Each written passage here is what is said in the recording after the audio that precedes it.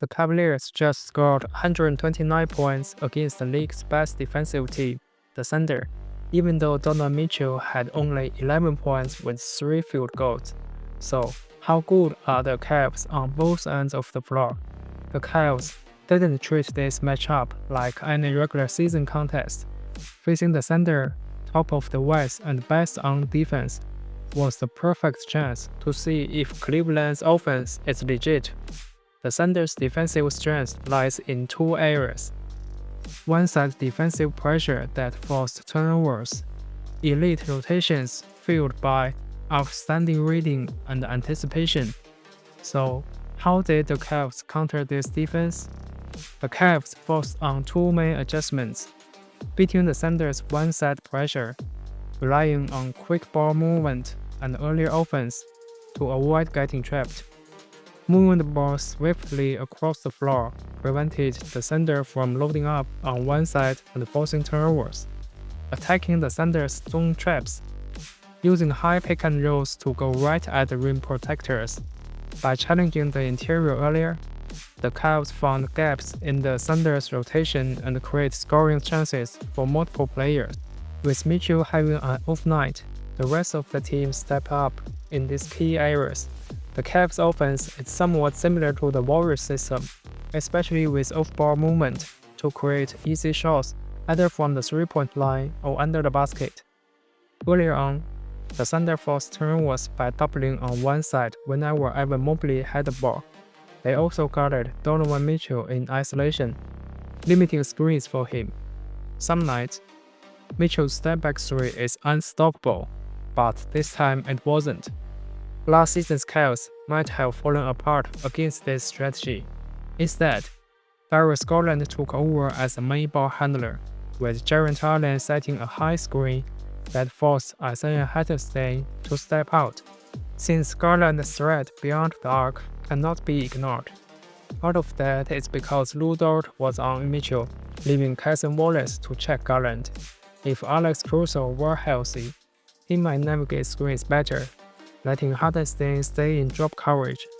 Normally, Hartenstein can switch onto the perimeter, but the Cavs has both Allen and Mobley, which is tough for the Thunder's smaller lineup to handle. In one play, Garland and Dean Wade made a quick give and go, creating an easy look for Allen at the rim. When Hartenstein is off the floor, there's no one left to protect the rim, so the Cavs get easy shots at the basket. Even so, the Thunder stayed close until the end, but they just couldn't slow the Cavs' offense, and Cleveland found ways to make stops of their own. With about 5 minutes left, the Thunder trailed only by 2 points, but the scoreboard read 114 against 116, which felt more like Cavs' pace than the Thunder's.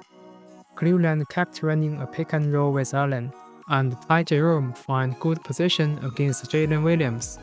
Jerome has been a key off the bench. His decision-making is outstanding. The Cavs then switched back to a zone defense, and at that moment, they had 3 guards on the floor, so they had to.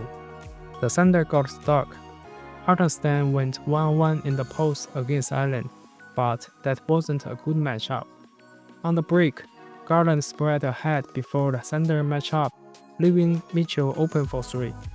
On the flip side, Cleveland stayed in the same zone, letting Hartenstein take a floater. That's usually the right way to attack a zone, sending someone to the free throw line area. But Allen rotated quickly and contested. After an offensive rebound, the Cavs went back to man defense and possibly got confused. None of their perimeter defender could match Gilgeous-Alexander's size, so Garland should have forced SGA to go right to set up a double team with Jerome, but SGA went left to break the double team and made the basket. Then came another high screen set by Allen. The Thunder tried a brief double team on Garland, forcing him to pass out. Allen, though, can make a second pass to a cutting Mobley once Jalen Williams slides under the basket. Meanwhile, with Allen pulled out to contest a shot, Mobley still won the defensive rebound against Hartenstein. How many teams have a power forward who can protect a rebound that well? In those 5 minutes, even though the score was tight, the Thunder just couldn't stop Cleveland's offense and the Cavs' zone defense made it tough for the Thunder to find a good looks. Are there any weaknesses for the Cavs right now? Their toughest opponent in the East could be the Celtics, who they would have to beat before facing any Western teams in June. Dean Wade or Max Strus, are they dependable 3-and-D player in the playoffs? With Allen and Mobley sharing center duties, there will be times when Mobley shifts to center and someone else play forward. If they face Boston, then that may mean Al Horford and Jason Tatum together.